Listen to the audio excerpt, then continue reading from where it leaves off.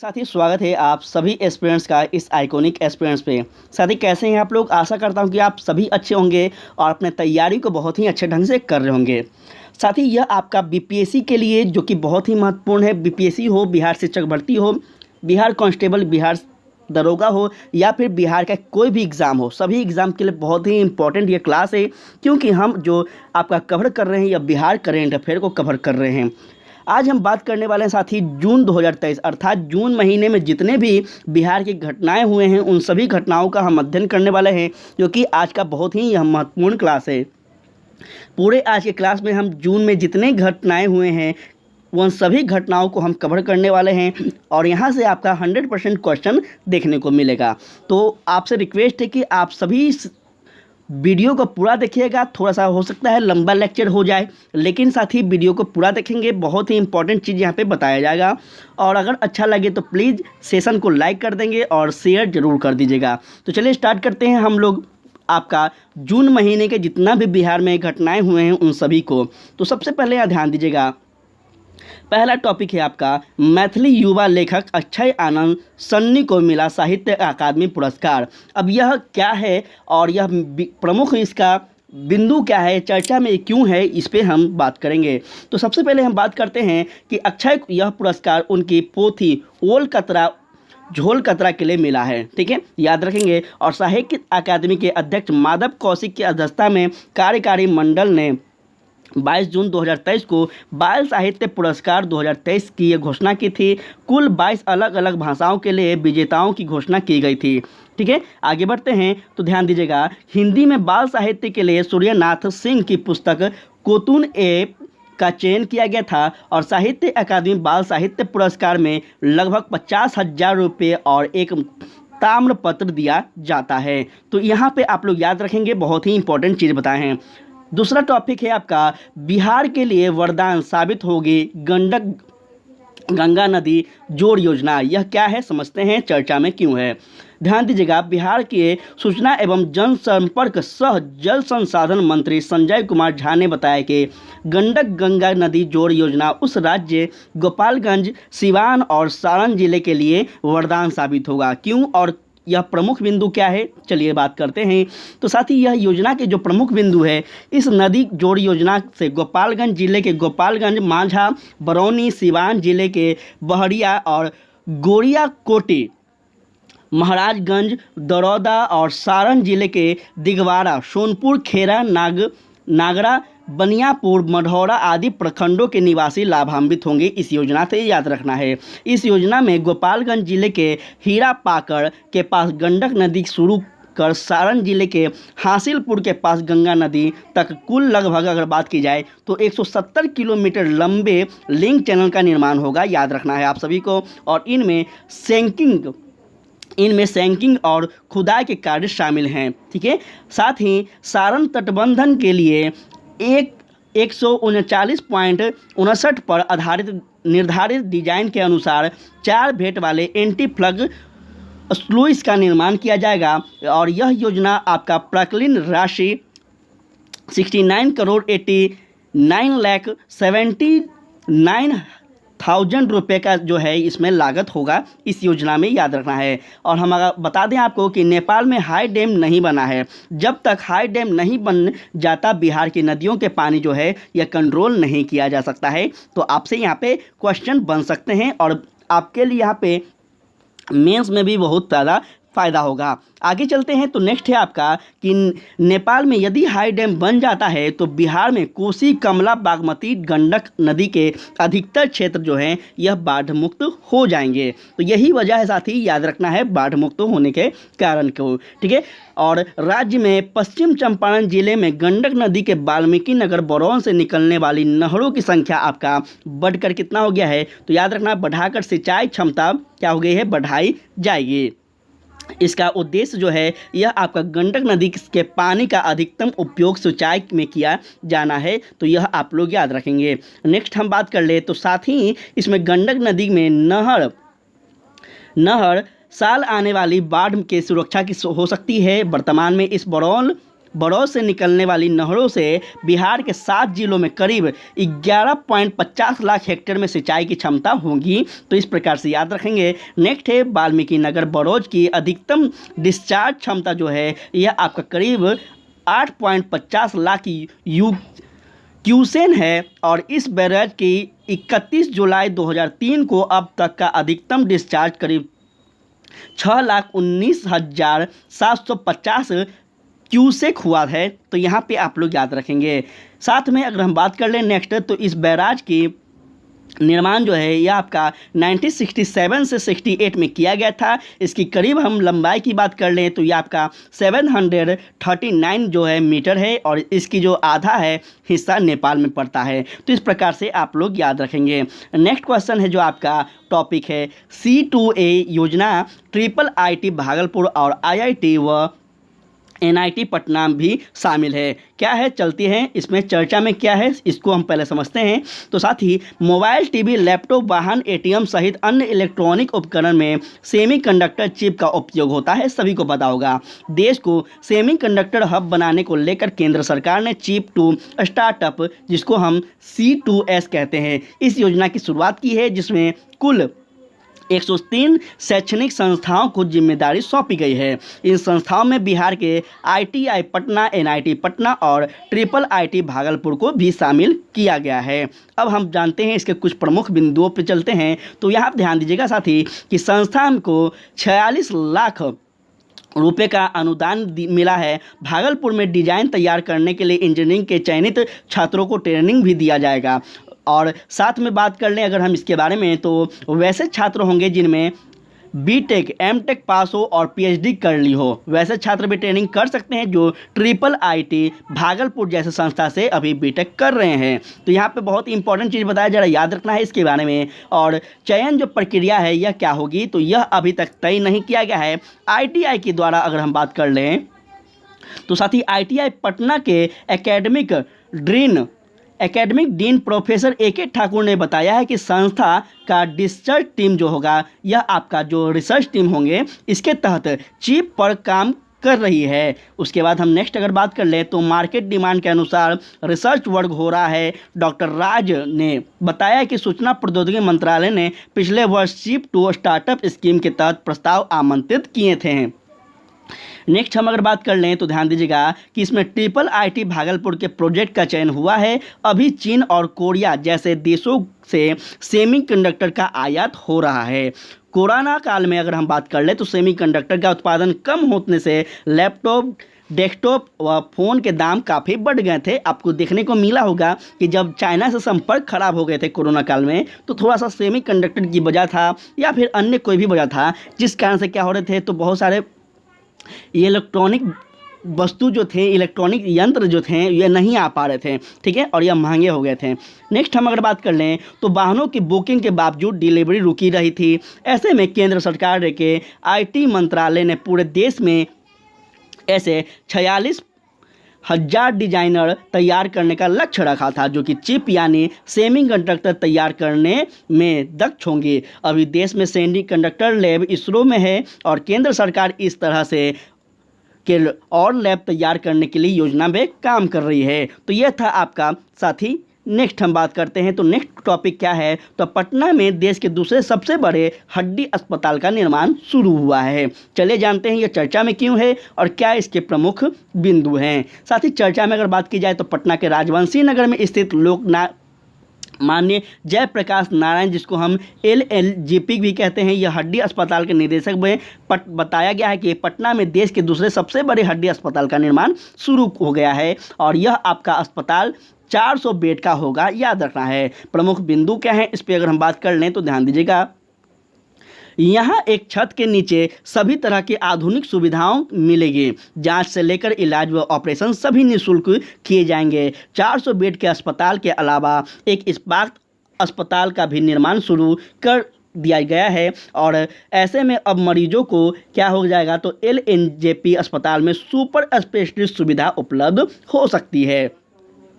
Next हम बात कर ले तो अस्पताल के शिलान्यास के करीब 2 साल बाद निर्माण कार्य का शुरू किया गया है और राज्य का यह पहला और देश का यह दूसरा सबसे बड़ा हड्डी और स्पाइन का अस्पताल होगा, याद रखना है। आगे बढ़ते हैं तो ध्यान दीजिएगा, इससे बड़ा हरियाणा के गुरुग्राम में 400 बेड से अधिक बेड वाला एक हॉस्पिटल है जहां सिर्फ हड्डी और स्पाइन का इलाज की सुविधाएं हैं। ठीक है, यहां पे मॉड्यूलर रोटी, सीटी स्कैन और ultrasound division, digital x-ray machine, x-ray और आपका मेमोग्राफी समेत अन्य बहुत सारे फिजियोथेरेपी के लिए यहाँ पे आधुनिक उपकरण जैसे स्टार्टेड थाइमस, माइक्रोवेव, डायमरी आदि जो व्यवस्थाएं हैं यहाँ पे आपका सम्मिलित है। आगे बढ़ते हैं तो अस्पताल का जो भवन निर्माण है यह आपका कैंपस में उपलब्ध जमीन पर ही है, तो इस प्रकार से याद रखना है। और भी हम बात कर लेते हैं इसके बारे में, चलिए देखते हैं। तो इसका जो निर्माण कुल है साथी यह कितने हुए हैं, तो याद रखना है यह आपका 3,39,551 वर्ग फुट में होगा और इसके निर्माण में कुल 215 करोड़ रुपये खर्च हुए हैं, याद रखना है। ठीक है, सॉरी हुए नहीं हैं, होंगे। तो यहाँ पे लागत भी आपको बताया गया है, इसकी उपयोगिता बताई गई है, कितने इसमें बेड होंगे, क्या क्या होंगे, सब कुछ बताया गया है। तो इस प्रकार से थोड़ा सा बिहार के संदर्भ में याद रखेंगे। नेक्स्ट टॉपिक में हम बात कर लें तो नेक्स्ट टॉपिक है आपका पूर्वी राज्यों ने बिहार के स्टाफ स्मार्ट प्रीपेड मीटर योजना को सहारा पूर्वी क्षेत्रीय परिषद के अस्थायी समिति की 13वीं बैठक का पटना में हुआ आयोजन। चलिए समझ लेते हैं हम लोग यह प्रीपेड मीटर क्या है और यह योजना क्या है, चर्चा में क्यों है। तो साथ ही पूर्वी क्षेत्रीय परिषद की अस्थायी समिति की जो आपका 13वीं बैठक हुआ है यह आपका पटना में आयोजन हुआ था, याद रखेंगे। कुछ प्रमुख बिंदुओं पर हम अगर बात कर लें तो बिहार के स्मार्ट प्रीपेड मीटर की पूर्वी क्षेत्रीय परिषद के सदस्य राज्यों ने सराहना किया है। ठीक है, राज्य सरकार की ओर से ये गुड प्रैक्टिसेज के तहत प्रस्तुत स्मार्ट प्रीपेड मीटर संबंधित प्रस्तुतिकरण को पूर्वी क्षेत्रीय परिषद की बैठक हेतु चयनित किया गया है और इसकी अध्यक्षता में बिहार के मुख्य सचिव आमिर सुबहानी, जो कि आप सभी को पता होगा यह बिहार के मुख्य सचिव हैं, इन्हीं की अध्यक्षता में यह बैठक हुई थी। बैठक में बिहार के अतिरिक्त झारखंड, ओडिशा, पश्चिम बंगाल केंद्रीय मंत्रालय के कुल 70 प्रतिनिधियों ने इसमें हिस्सा भी लिया था। तो यहाँ से आपका क्वेश्चन बन सकते हैं। साथ ही अगर बात की जाए तो श्री सुबहानी ने सदस्य राज्यों के प्रतिनिधि का आश्वासन किया कि बिहार सरकार सकारात्मक दृष्टिकोण से साथ में बातचीत करना जारी रखेगी और राज्य के लोगों के हित की रक्षा के लिए अतिरिक्त प्रयास करने में तत्पर रहेगी। बैठक में 17 दिसंबर 2022 को कोलकाता में हुई पूर्वी क्षेत्रीय परिषद की 25वीं बैठक के लिए यह निर्णयों पर की गई थी और कार्रवाई जानकारी सदस्यों को राज्य में दी गई थी। ठीक है, उसके बाद हम बात कर लें तो ओडिशा, पश्चिम बंगाल और बिहार द्वारा प्रयोग किए गए गुड प्रैक्टिसेज से संबंधित 3 बिंदुओं पर चर्चा हुई है, वह हम समझते हैं। तो ध्यान दीजिएगा, केंद्रीय मंत्रालय एवं सदस्य राज्यों के मध्य कई विवादास्पद मामलों भी सुलझाए गए हैं और उन्हें एजेंडा से हटाने का भी निर्णय लिया गया है। तो इस प्रकार से आपका यह याद रखना है यह चर्चा में क्यों रहा है। आगे नेक्स्ट टॉपिक पे हम बात कर लें तो नेक्स्ट है आपका कि 11 जिलों में खुलेंगे टॉपर्स फैक्ट्री, सिमुतुल्ला जैसे आवासीय स्कूल। आपको पता होना चाहिए सिमुतुल्ला जो स्कूल है साथी बहुत ही बेहतर है, यह बिहार सरकार के संरक्षण में है और यहाँ से जो अक्सर बच्चे हैं बहुत ही बेहतर ढंग से एक प्रकार से कहा जाए कि वहाँ के बच्चे टॉप भी होते हैं। अब देखते होंगे बिहार बोर्ड का रिजल्ट तो अक्सर यहीं के बच्चे टॉपर करते हैं। क्यों चर्चा में है, क्या है यह योजना, समझते हैं। चर्चा में यह क्यों है, बिहार के शिक्षा मंत्री प्रोफेसर चंद्रशेखर की अध्यक्षता में सिमुतुल्ला शिक्षा सोसाइटी के सम्माननीय सभा की बैठक में राज्य के 11 जिलों में सिमुतुल्ला आवासीय विद्यालय की तर्ज पर ही क्या होंगे तो नए स्कूलों की स्थापना करने का निर्णय लिया गया है। साथ ही सिमुतुल्ला आवासीय जो विद्यालय होंगे साथ ही यह नियमित शिक्षकों की नियुक्ति बिहार लोक सेवा आयोग के जरिए कराने का भी निर्णय लिया गया है। तो आपको पता होगा कि अभी आप सभी के लिए बीपीएससी टीचर का एग्जाम होने वाला है अगस्त में, तो इस प्रकार से आप लोग याद रखेंगे। प्रमुख बिंदु क्या है तो सिमुतुल्ला आवासीय विद्यालय की तर्ज पर आवासीय विद्यालय आगामी शैक्षणिक सत्र 2024 से संचालित किए जाएंगे। शिक्षक चयन प्रक्रिया के प्रारंभिक वस्तुनिष्ठ परीक्षा कराई जाएगी और इसके बाद मुख्य परीक्षा और गैर वस्तुनिष्ठ सवालों पर आधारित होंगे। इसके बाद ग्रुप डिस्कशन और साक्षात्कार संग डेमो क्लास के चयन की भी किए जाएंगे। आगे हम चलते हैं तो यहाँ ध्यान दीजिएगा, इन नए शिक्षकों की सेवा सिमतुल्लाह शिक्षा सोसाइटी के अधीन होगी और इन सोसाइटी के अधीन चलने वाले सभी विद्यालयों की शिक्षक हस्तांतरित ही होंगे। ठीक है, महत्वपूर्ण टॉपिक है, याद रखना है। नेक्स्ट हम बात कर ले पॉइंट पे, तो इसके अलावा इस बैठक में सिमतुल्लाह विद्यालय के में प्रतिनियुक्ति एवं चयन के लिए 5 सदस्य समिति का क्या होगा तो गठन होगा। सिमतुल्लाह शिक्षा सोसाइटी के पटना कैंप की संस्था जाएगी और साथ ही आपका सिमतुल्लाह के अकादमिक विशेष कार्य पदाधिकारी का मनोनयन किया भी जाएगा। साथ में अगर हम बात कर ले तो इस दौरान सोसाइटी की सम्मानित सभा, कार्यकारिणी समिति और विद्यालय के प्रबंधक समिति का पूर्ण गठन करने का निर्णय लिया गया है। इसके अलावा 7 सदस्य कार्यकारिणी समिति और विद्यालय प्रबंधक समिति का गठन भी किया जाएगा। तो याद रखेंगे, महत्वपूर्ण है, खासकर उन विद्यार्थियों के लिए जो बीपीएससी शिक्षक भर्ती को देने वाले हैं। आगे चलते हैं, समझते हैं और भी कुछ महत्वपूर्ण पॉइंट है इसके बारे में। तो साथ ही सुरक्षा तथा महिलाओं और फ्यूचर ऑफ वर्ल्ड जैसे विषयों पर भी व्यापक चर्चा की गई है। अब हम बात करते हैं, आगे समझते हैं इसको। एक सेकेंड साथी, यहाँ पे हम नेक्स्ट टॉपिक देखते हैं। नेक्स्ट टॉपिक है आपका, नवादा जिले में मिली भगवान विष्णु की 7वीं सदी की दुर्लभ मूर्ति। इंपॉर्टेंट है, खास करके बीपीएससी वाले के लिए इंपॉर्टेंट है, या मेंस में भी आपसे क्वेश्चन यहाँ से बन सकते हैं। तो बीपीएससी वाले के लिए बहुत इंपॉर्टेंट है।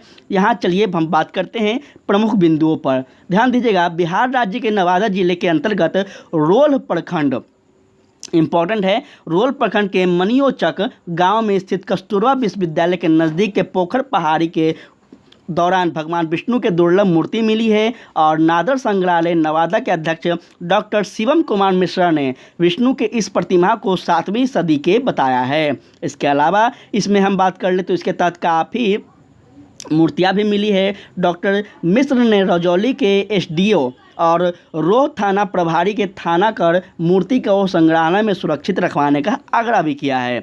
चलिए आगे जानते हैं। तो इसके अलावा सदर प्रखंड के समाय तालाब उड़ाही के दौरान श्री हरिहर की दुर्लभ प्रतिमा भी यहाँ से मिली है। तो इस प्रकार से आपको याद रखना है नवादा क्षेत्र के बारे में। आगे बढ़ते हैं, नेक्स्ट टॉपिक है आपका सार्वभौमिक सामाजिक सुरक्षा और महिलाओं फ्यूचर ऑफ वर्ल्ड विषयों पर श्रम 20 शिखर सम्मेलन पटना में आयोजित।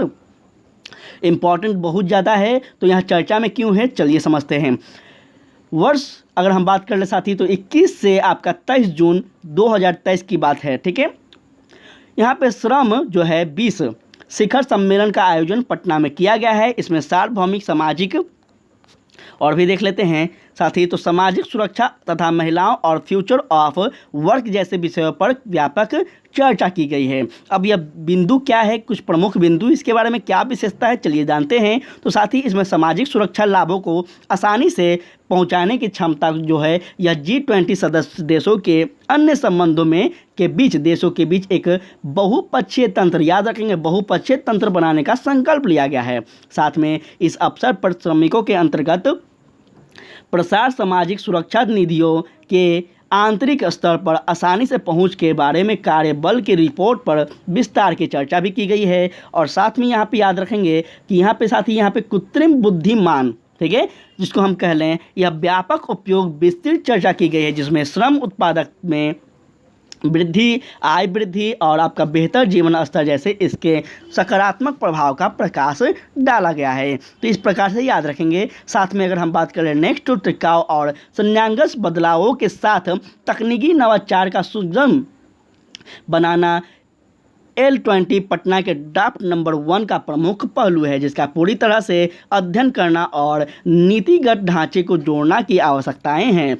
सम्मेलन में कहा गया है कि एक त्रिक्षत्रीय बोर्ड की स्थापना, जिसमें सरकार, एग्रीग्रेट कंपनियों और ट्रेड यूनियनों के प्रतिनिधि शामिल होंगे। प्रभावी निर्णय के लिए अगर बात कर लें तो प्रभावी निर्णय की, एक सेकंड साथी यहाँ देख लेते हैं, प्रभावी निर्णय से ले सकते हैं और नीति निर्णय की सुविधा प्रदान कर सकती है। यह संगठनात्मक दृष्टिकोण सुनिश्चित करेगा। साथ में हितकारों के जरिए आपका हितों पर विचार भी करेगा, जिसमें अधिकतर संतुलित और समावेशी कार्य वातावरण को बढ़ावा मिलेगा। साथ में अगर हम बात कर ले इसकी कुछ और प्रमुख बिंदु पे, तो यहाँ ध्यान दीजिएगा, शिखर सम्मेलन में महिलाओं और कार्य के भविष्य विषय पर कार्य पर बल दिए गए हैं और इस रिपोर्ट को विस्तार से चर्चा की गई है।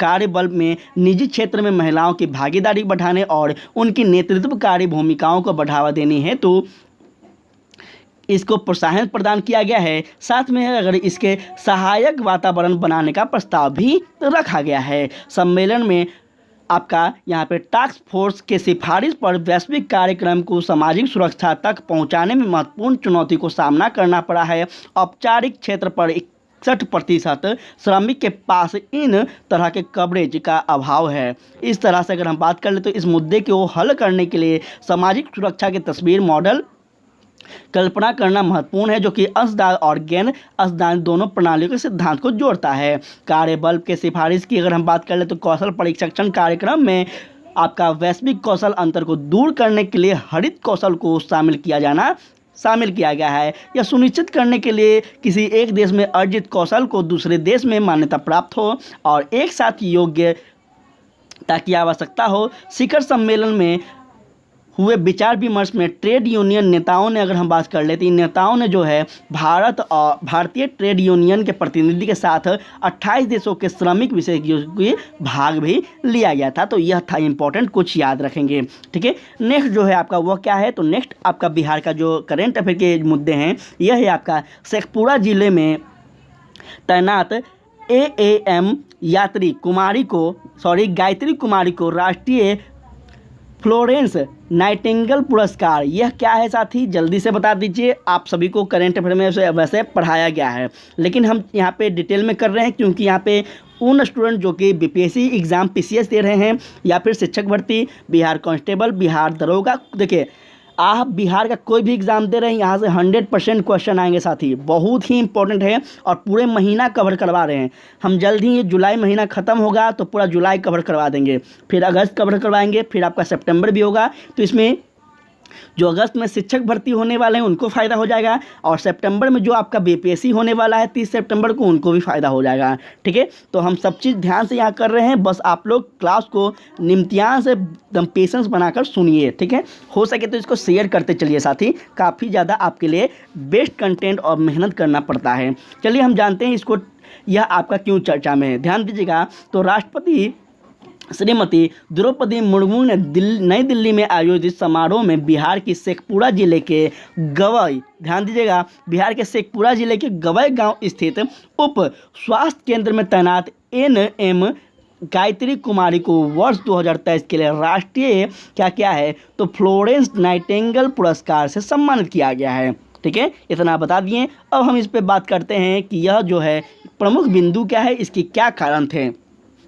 ध्यान दीजिएगा, तो गायत्री कुमारी को यह पुरस्कार उनके सेवा कार्यों को देखते हुए दिया गया है। उन्होंने परिवार नियोजन, टीकाकरण, कोविड-19 महामारी के दौरान योद्धा के रूप में काम करने के साथ साथ पुरुष नसबंदी के अभियान में बेहतरीन उपलब्धि भी हासिल की है। आगे बढ़ते हैं, तो नेक्स्ट टॉपिक आपका है, राष्ट्रपति श्रीमती द्रौपदी मुर्मू ने समारोह में वर्ष 2022 से 23 के कुल 30 नर्सों को राष्ट्रीय फ्लोरेंस नाइटिंगेल की जो है पुरस्कार प्रदान किए हैं। स्वास्थ्य और परिवार कल्याण मंत्रालय द्वारा वर्ष 1973 में स्थानांतरित राष्ट्रीय फ्लोरेंस नाइटिंगेल पुरस्कार नर्सों और नर्सिंग प्रोफेशनलों को समाज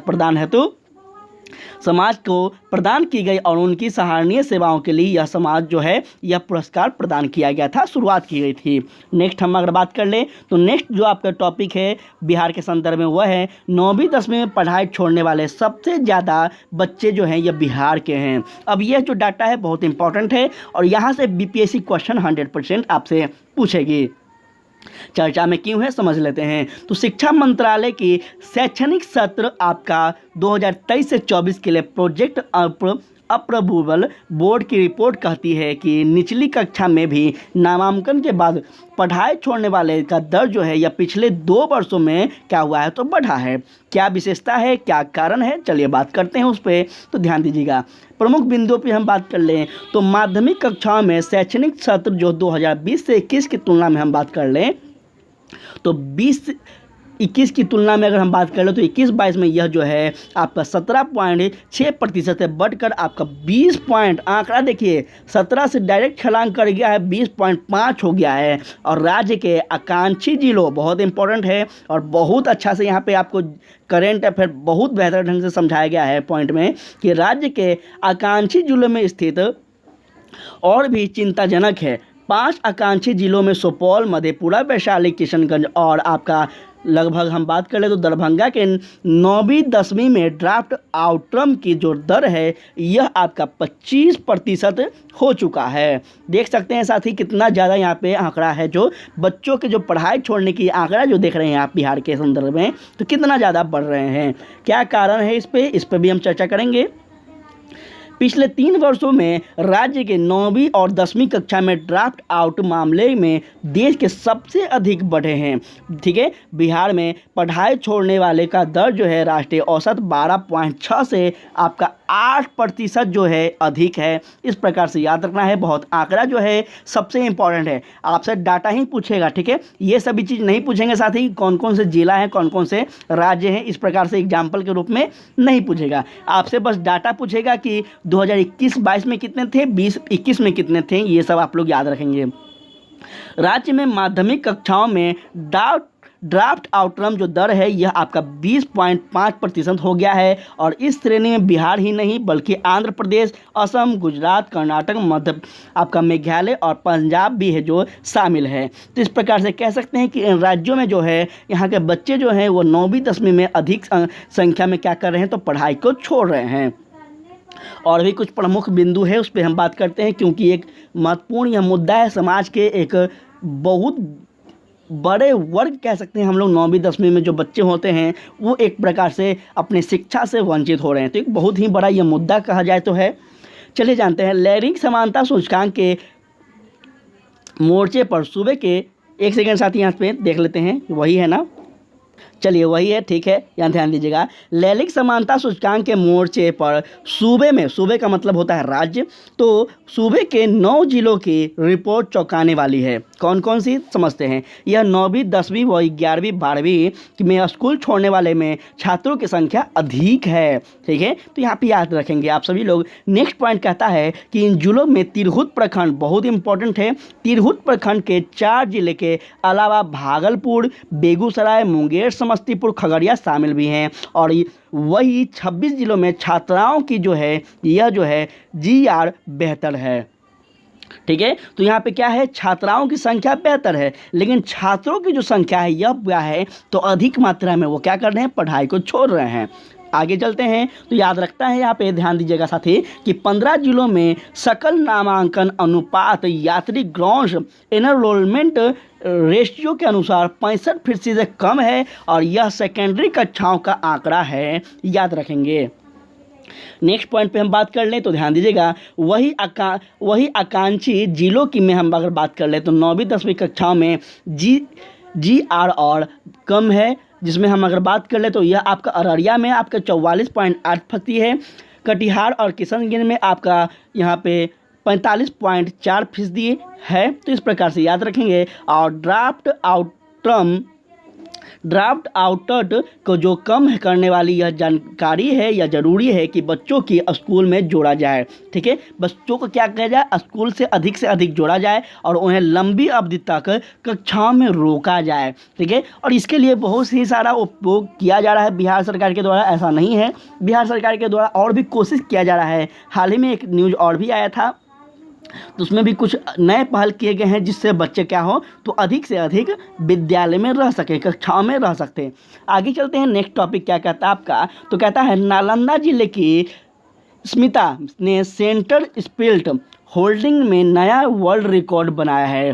ठीक है, नालंदा जिले के रहने वाली स्मिता है जो कि सेंट्रल स्लिप्स होल्डिंग में एक क्या किया है, तो वर्ल्ड रिकॉर्ड बनाई है। बहुत इंपॉर्टेंट है, चर्चा में क्यों है जानते हैं। नालंदा जिले के बसांतपुर गांव की स्मिता कुमारी ने सेंट्रल स्पिल्ट होल्डिंग, जिसको हम कह लें समको नाशन या फिर योग, ठीक है, इसमें 3 घंटे 10 मिनट और 12 सेकंड तक योग की एक मुद्रा में खड़ी होकर यह क्या किया है, तो नया वर्ल्ड रिकॉर्ड बनाया है। कौन? स्मिता ने, जो कि कहाँ की रहने वाली है, नालंदा जिले की। प्रमुख बिंदुओं पे हम अगर बात कर लें तो यहाँ ध्यान दीजिएगा, स्मिता जो है यह अदानी ग्रुप के हेल्थ केयर डिपार्टमेंट के साथ पिछले सालों 4 साल से इन हाउस योग में इंस्ट्रक्टर के रूप में जुड़ी हुई है। इन्होंने गिनीज वर्ल्ड रिकॉर्ड की टीम में से अपना रिकॉर्ड सर्टिफिकेट हासिल किया है। साथ में अगर हम इनके बारे में बात कर लें तो इन्होंने दिल्ली में मोरारजी देसाई राष्ट्रीय योग संस्था से योग विज्ञान में डिप्लोमा भी किया है।